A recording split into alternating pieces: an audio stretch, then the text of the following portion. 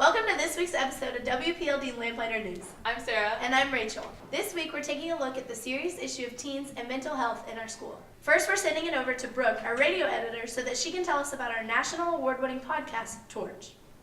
My name is Brooke Bledsoe, and I'm the editor of WK9's Dunbar student-run radio station.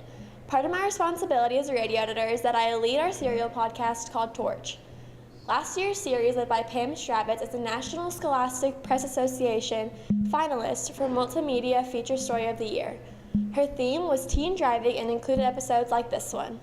I'm Pam Stravitz, and this is Torch. In early March, I thought, why am I doing this? Why now? Before my interview with Mrs. Amber Ferris, who you will hear from shortly, she asked me the same question. I had a hard time putting it into words. At school the next morning, I found myself divulging my worry to Miss Wendy Turner. She said, "Isn't it obvious? The two of you are so similar." I had plans, so she quickly gravitated towards my then office, and it eventually became her hanging out in my office almost every day, talking about just school stuff or getting help, but just also just kind of life in general. And for me, I just kind of felt like really, this is happening? This is like the one kid that I'm like the closest to. And that was really, really hard. Because I'd been through that. I'd been through death with other students, but never like one that, rode in my car and was in my wedding. And After the accident, the graduating class spent their last month of would-be celebration in a sort of haze. The senior class didn't stop everything, but Hannah's death had come at an odd time. This episode was written by Pamela Stravitz and produced by Alan Lytle of WUKY Studios. Music by Keaton Allen. This year's Torch theme is teens and mental illnesses. Some of the topics we're going to cover are anxiety, bullying, self-harm, depression, and eating disorders. Assistant radio editor Keaton Allen and I work with Alan Lytle at UK's radio station WUKY to put together each episode. And our first episode will be live today on www.pldlamplighter.org. Here's a sneak peek. I'm Keaton Allen, and this is Torch. I'm a 17-year-old boy who's constantly in an environment where teens are struggling. These mental disorders have affected many of the students at my own high school. I've been a witness to these issues with my close peers. These are real problems, and they are presented to me daily. For the privacy of these students, all names and voices will be changed. There are widely varied versions of what it means to be mentally healthy and what it means to have a problem. When I asked my peers about the difference, here's what they had to say. Future episodes will consist of students' personal stories, and we will hope that this will help everyone see that there are resources and help available when they need it. Thanks, Brooke. I hope everyone will check out our podcast on the Lamplighter website. Next, we're heading over to Maggie, who will explain the safety tip line here at PLD. Dunbar has a way for students to anonymously report issues that they are facing or that they see happening at school. It's called the Safety Tip Line. It's located on the homepage of the PLD website, and students can use this tool to report issues such as bullying, violence, self-harm, theft, sexual abuse, and other high-risk behaviors. We sat down with Ms. Tinsley to learn more. We get anything from bullying to drug awareness, threats in the building, some suspicious activity, and we really appreciate it.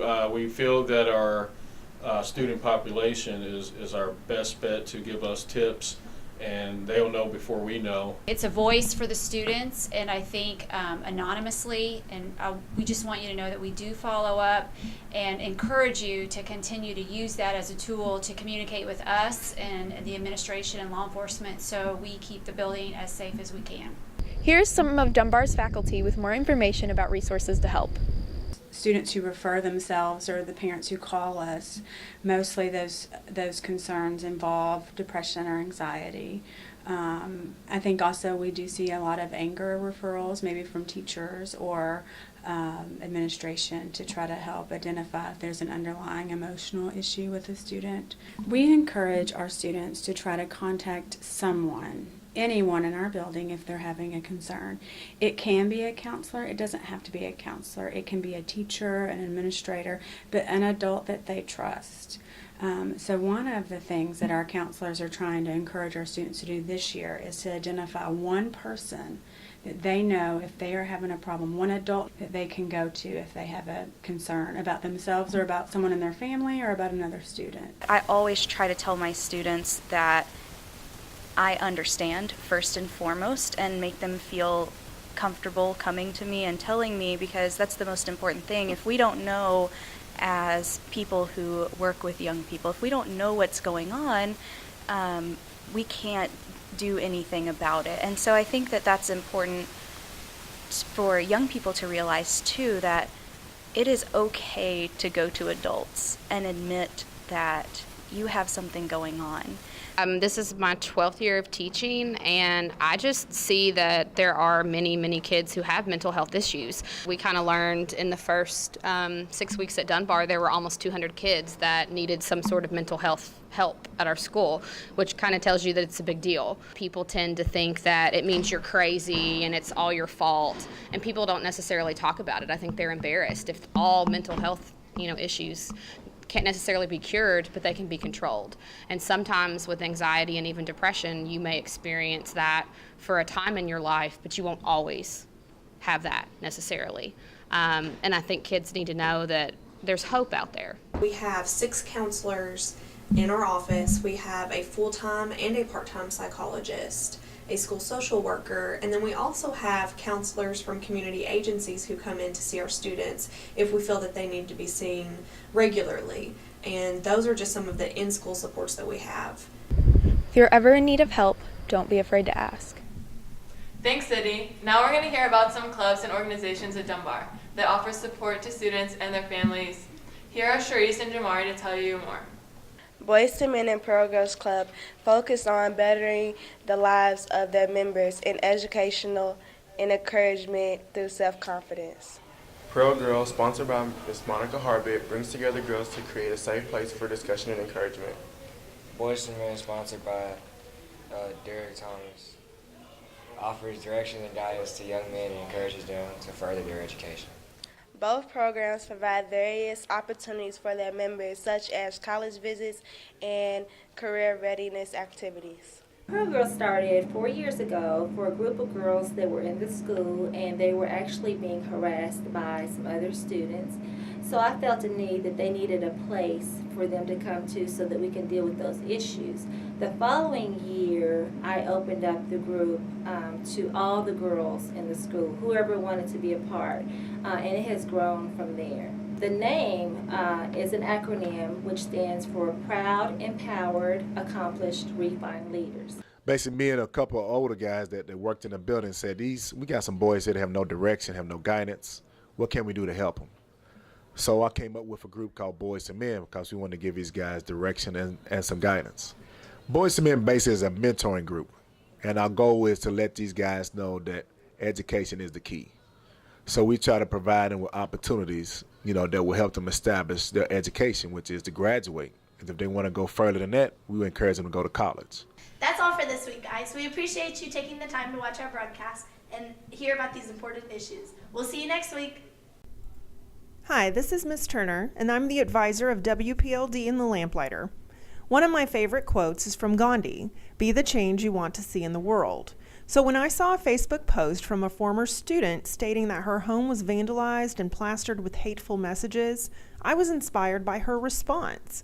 She wrote an anonymous card with a gift inside and left it on a bus in Pittsburgh where she and her girlfriend live. The card reads, "I know this is a little odd, but please read on. Recently, someone vandalized my home just because I am different from them. I have no idea who this person might be, but they wrote slurs and threats on my house, broke my windows, and made me feel like the world is an ugly and unsafe place. I know it doesn't have to be like this, so I wanted to reach out to someone else. I am sure you are different from me, and I hope you know that those differences make you special and strong. The next time someone hurts you for reasons you don't understand, please remember this and do something kind for someone who may need it." In addition to this story, we've also noticed that someone is leaving Post-it notes around the building with positive messages, which we think is a really great way to spread kindness. So we decided to participate. Here are some random acts of kindness from the Lamplighter staff. I purchased a $10 Kroger gift card. I asked the cashier to give it to the family behind me. I wrote, "Here's a little something just because." To whom it may concern, here's a $15 gift card to Buffalo Wild Wings. Use this to treat your family to a nice meal. Remember this act of kindness and keep the cycle going. I prepaid for a $10 gas card at Kroger and just left it on someone's windshield. Everyone can use gas money. Here's a $15 gift card to Subway. Use it to treat yourself, and please keep the random acts of kindness going. To whoever finds this, I hope you enjoy Chick-fil-A. It's one of my favorites. Keep the random acts of kindness going. So Dunbar, take our lead. We'd like to ask everyone to participate in keeping random acts of kindness moving forward in our community. We're distributing these cards to your English teachers. If you get one, your task is to do a random act of kindness, initial the card, and then pass it to someone else. When the card is full, bring it to the Lamplighter studio at the bottom of the ramp in room 203 for a prize. Let's see how much kindness we can spread. Suicide doesn't end the chances of life getting worse. It eliminates the possibility of it getting better. 20% of youth ages 13 to 18 live with mental health conditions. You're perfect and complete just the way you are. Nearly 30,000 Americans commit suicide each year. Hold on, pain ends. Suicide is the second leading cause of death among young people ages 10 to 24. Surround yourself with people who will treat you well. 4 out of 5 teens who attempt suicide have given clear warning signs. Your self-worth is not determined by a number on a scale.